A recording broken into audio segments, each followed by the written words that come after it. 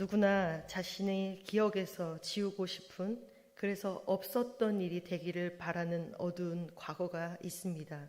하지만 과거의 사건은 깨진 항아리이고 쏟아진 물입니다. 바울에게도 이 어두운 과거, 청년 사울의 모습이 있었습니다. 그런데 바울에게 과거는 숨기고 싶은 이야기가 아니라 전해야 하는 복음의 일부가 된 것이지요. 바울은 아그리빠 왕에서 변론할 수 있게 되어서 다행으로 여긴다고 말하였습니다. 아그리빠는 유대교에 대해 잘 알고 있었기 때문이지요. 특히 유대의 분봉왕인 아그리빠 앞에서 변론하는 것은 상징적으로 유대 전체를 대상으로 변론하는 것과도 마찬가지였습니다. 그래서 바울은 아그리빠의 이름을 여러 차례 거론하며 호소하듯 이야기합니다. 바울에게 변론의 기회는 복음 전도의 기회였습니다. 복음에 사로잡힌 바울은 복음을 전할 수 있는 이 단 한 번의 기회를 최선을 다해 붙잡았습니다. 바울은 자신의 종교적 배경을 진술하면서 젊은 시절 자신이 가장 엄한 바리새파에서 자랐다고 강조합니다. 자신은 정통 유대인이고 누구보다 율법을 철저히 지켰음을 강조하고 있습니다. 그런데 율법의 완성이신 예수 그리스도를 만나고 나서 진정 그리스도인이 되었다고 증언하고 있습니다. 신앙의 연수나 직분이나 성경에 대한 지식의 믿음을 보증하지는 않습니다. 예수 그리스도와의 인격적인 만남, 그분과의 지속적인 교제가 있어야 진정한 믿음이라고 할 수 있는 것이지요. 바울은 자신이 신문을 받는 이유가 하나님이 우리 조상에게 약속하신 것을 바라기 때문이라고 하면서 그 부당함을 호소하고 있습니다. 그는 자신이 소망하는 바가 이단적인 것이 아니라 구약의 약속임을 분명하게 밝히고 있습니다. 그렇기에 바울은 약속에 대한 소망을 선포한 자신이 유대인들에게 왜 고발을 당해야 하는지에 대한 항의를 하고 있는 것이지요. 바울에게는 구약의 약속으로부터 예수 그리스도까지 분명한 이해가 있었습니다. 그 이해가 복음에 대한 확신과 담대함을 갖게 한 것이지요. 확신을 가지고 복음을 전하기 위해 날마다 더 깊이 말씀을 묵상해야 하는 이유이기도 합니다. 바울은 지난날에 자신도 나사렛 예수의 이름을 대적하기 위해 온갖 일을 다 했었다고 고백하고 있습니다. 특히 대제사장에게서 권한을 받았다고 말하면서 그만큼 유대교 안에서 인정받았음을 강조하고 있는 것이죠. 그랬던 자신이 이제 복음 전도자가 되었다는 인생의 반전을 강조하기 위해 이렇게 지난날의 과오를 낱낱이 언급하고 있는 것입니다. 자신의 생생한 삶을 복음의 증거로 제시하고 있는 것이지요. 저와 여러분의 삶도 하나님의 생생한 복음을 증거하는 삶의 증인이 될 수 있기를 바랍니다. 바울은 이제 자신의 인생에서 결정적인 전환점이었던 사건을 소개합니다. 12절에 그 일로라는 표현은 그리스도인들을 발본색원하는 일을 말합니다. 그런데 그처럼 집요했던 그를 예수님이 집요하게 추적하셔서 다메섹으로 가던 길에 만나 주신 것입니다. 여러분의 다메섹은 어디이십니까? 내 인생의 결정적인 전환점이 되었던 그때 그 순간을 잊지 않고 하나님을 향한 그 첫사랑을 간직하실 수 있는 여러분들이 되시기를 바랍니다. 부활하신 예수님을 만나기 전에 바울은 그리스도인들을 박해하는 일에 앞장섰던 죄인 중에 괴수라고 표현하고 있습니다. 그런 그가 주님의 사랑과 긍휼로 사도가 되었고 도리어 박해를 받고 있는 것이지요. 하나님이 우리를 어두움에서 불러내셔서 빛 가운데 거하게 하신 이유가 무엇입니까? 바로 이 예수 그리스도의 복음을, 십자가의 복음을 전하기 위함인 것입니다. 기독교의 신비 중에 하나가 하나님께서 인간을 찾아오셨다라는 사실이지요. 그 어떤 기적보다 신비롭고 놀라운 사건으로 모든 그리스도인들에게 일어나는 사건입니다.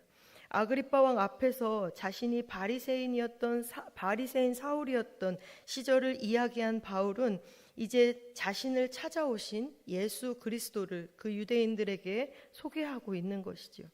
그리스도인들을 체포할 권한을 가지고 다메섹으로 향하던 바울은 태양빛보다 더 강력한 빛 앞에 엎드려졌고 자신을 부르시는 그 예수님의 음성을 듣게 되었습니다.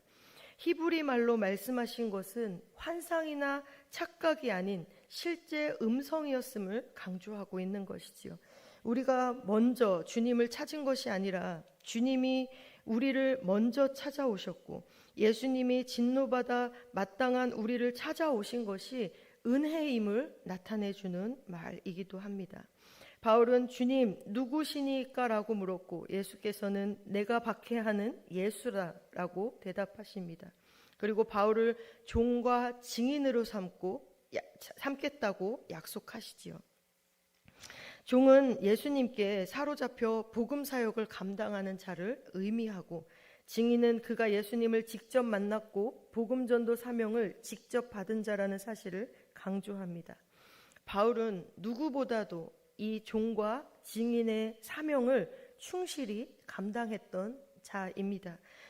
저와 여러분이 그 하나님의 부르심에 따라 사명을 충성스럽게 감당해야 합니다. 하나님께서 저와 여러분에게 주신 그 사명을 기억하실 수 있기를 바라고 그 사명에 최선을 다하는 삶을 살아가실 수 있기를 바랍니다.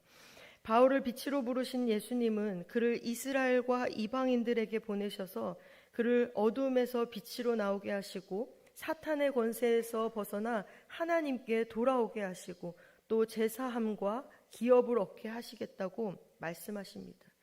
이제 이 사명은 모든 교회와 모든 성도가 감당해야 할 사명이 된 것이지요.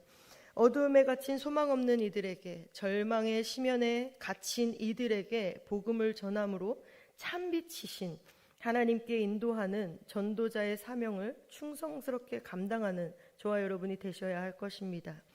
바울은 자신의 회심의 이야기를 마치고 자신이 고소당한 이야기를 합니다. 자신이 유대인들에게 회개하고 하나님께로 돌아오라고 했을 뿐이라고 변론하지요. 유대인들에게는 회개에 합당한 열매를 맺으라는 복음의 메시지가 걸림돌이 되었을 것입니다. 하지만 바울은 동족 유대인들을 예수님께 돌아오게 하는 길이 이것뿐임을 알았기에 주저하지 않고 담대하게 그 복음을 전하였습니다. 복음의 내용은 결코 타협할 수도 양보할 수도 없습니다. 우리에게 임한 은혜를 그대로 전할 때에 복음의 참 열매를 맺을 수 있는 것이지요. 바울은 자신이 선지자들과 모세가 반드시 되리라고 예언한 말씀의 성취를 전했다고 말하면서 그리스도께서 고난과 부활을 통해 이스라엘과 이방인들에게 빛이 되셨다라고 선언하고 있습니다. 바울은 유대인들이 고대하던 메시아가 예수님이라는 것을 구약의 말씀이 증명한다고 전하였습니다. 가말리엘 문화에서 율법 교육을 받았고 누구보다 열심이었던 바리새인이었기에 그의 말은 결코 유대인들에게 가볍게 들리지 않았을 것입니다. 복음을 더 담대하게 효과적으로 전할 수 있는 그의 배경이 되었던 것이지요. 다메섹으로 향하던 길에 예수님을 만난 바울의 삶의 방향이 완전히 달라졌습니다. 그는 복음을 위해 척박한 길도 마다하지 않았습니다. 그는 좁고 험한 길을 가셨던 예수님과 닮아 있었습니다. 복음의 길은 넓고 평탄하지 않았습니다. 그렇지만 우리도 그 길을 기꺼이 가야 합니다. 인류가 누리는 문명의 혜택들은 열정을 가진 사람들의 작품이라고 말해도 과언은 아닐 것입니다. 열정을 가진 사람들이 있었기 때문에 아름다운 작품들을 감상할 수 있었고 편리한 도구들을 누리며 살아갈 수 있었습니다. 성경에서 열정의 사람을 뽑는다면 단연 바울일 것입니다. 그는 미친 사람 취급을 받을 정도로 복음에 대한 열정이 있었기 때문이죠. 베스도는 바울이 많은 학문 때문에 미쳤다라고 판단하였습니다. 그러나 바울은 자신이 참되고 온전한 말을 한다고 항변합니다. 총독의 입장에서는 바울이 유대인들의 반감을 불러일으키는 어리석은 사람으로 보였을 것입니다. 게다가 바울이 다메섹 도상에서의 극적인 체험 후에 변화된 모습은 상식적으로 도무지 이해할 수 없는 모습이었을 것입니다. 바울은 분명한 확신 가운데 복음을 전했지만 베스도에게는 그저 미친 사람처럼 보였을 뿐이지요. 복음 전도가 때때로 비난과 오해를 받을 수 있습니다. 왜냐하면 복음은 세상의 질서를 거슬려 하나님의 나라의 질서를 수용하는 일이기 때문에 저항이 있을 수밖에 없음을 기억해야 하지요. 바울은 다시 용기를 내어서 아그리빠에게 선지자를 믿느냐라고 질문합니다. 아그리빠는 냉소적으로 반응하였지만 바울은 그의 말을 뒤집어 왕을 포함한 모든 청중이 나와 같이 되기를 바란다는 간절한 마음을 선포하였습니다. 다만 이렇게 결박된 것 외에는 이라는 단서를 붙이는데 이는 그리스도인이기 때문에 옥에 가두거나 처벌하는 것이 옳지 않음을 강하게 주장하는 말이기도 하였습니다. 복음 전도는 진정으로 상대를 사랑하는 마음에서부터 시작되지요. 상대가 복음으로 인하여 달라지기를 원하는 그런 마음과 내가 누리는 그 하나님의 은혜와 내가 받은 예수 그리스도의 사랑을 상대방도 받기를 바라는 마음에서 복음을 전해야 하는 것이지요. 바울의 이러한 도전적이고 간절한 복음의 메시지를 들은 아그리빠 왕과 총독, 버니게와 고관들이 모두 자리에서 일어났습니다. 신문이 끝난 것이지요. 그들은 바울에게 사형이나 결박을 당할 만한 행위가 없다라고 결론을 내립니다. 바울의 결백은 벌써 5번이나 말씀을 통하여 명시되어 있습니다. 무엇보다도 이번 신문은 소수의 권력자가 아닌 다수의 사람들이 내린 결론이기 때문에 바울의 결백이 확실해진 것이지요. 하지만 바울은 기쁘지 않았습니다. 자신이 받은 결백보다 복음의 메시지를 듣고 회심한 사람이 아무도 없었기 때문이지요. 바울이 미쳤다라는 말을 들으면서까지 간절히 호소했던 것은 자신의 결백이 아닌 모두가 자신과 같이 예수님을 믿기를 바라는 바람 때문이었습니다. 아그리빠는 베스도에게 바울이 상소하지 않았더라면 석방될 수 있었을 것이라고 말합니다. 유대와 로마의 사회법에 밝았던 그들에게는 바울의 판단이 잘못해서 풀려날 기회를 잃은 것처럼 보였을 것입니다. 그러나 바울이 로마로 가는 것은 하나님의 뜻이었고 바울이 품었던 사명이자 꿈이었습니다. 죄가 없음에도 불구하고 풀려나지 못하고 로마까지 가게 하시는 하나님의 깊은 섭리가 바울을 더욱더 확신하게 만들었던 것이지요. 이해되지 않는 현실이 있습니다. 이해할 수 없는 상황이 있지요. 그럴 때에 바울처럼 끝까지 하나님을 신뢰할 수 있는 믿음이 저와 여러분에게도 있기를 소망합니다.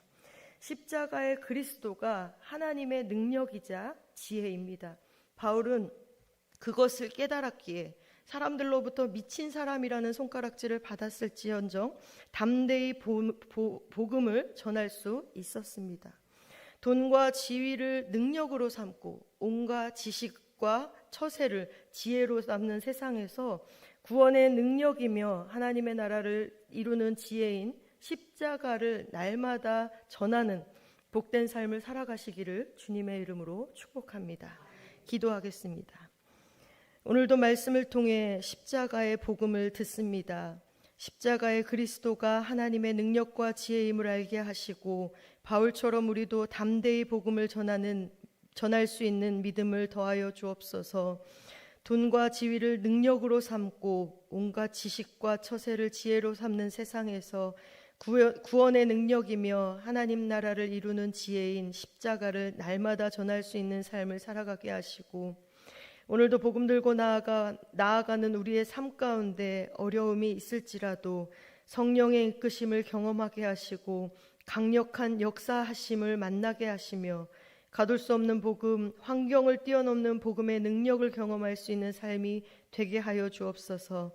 때로는 하나님의 깊은 섭리가 이해되지 않는 현실 속에서도 바울처럼 하나님을 끝까지 신뢰할 수 있는 믿음이 우리에게 있게 하여 주옵소서. 거기온 부흥의 가운데 성령 하나님 함께하여 주셔서 진리의 말씀이 선포되게 하시고 참여하는 자들마다 그 말씀이 삶 가운데 살아 운동하는 귀한 말씀 되게 하여 주옵소서. 또 수능과 취업을 앞둔 우리의 자녀들과도 함께 하여 주셔서 세상 가운데 나아갈 때에 구원의 능력이며 지혜인 십자가의 복음을 붙들고 세상 가운데 구별된 자들로 나아갈 수 있도록 하나님 함께 하여 주옵소서. 정성을 다하여 1,000번째 예물을 주님 앞에 올려드립니다. 마음의 소원을 담아 정성껏 기도하며 올려드리는 예물을 기쁘게 받으시고 변하지 않는 하나님의 십자가의 복음을 붙들며 살아가게 하시며 그 말씀 붙들고 더 깊이 주님을 알고 따르는 삶이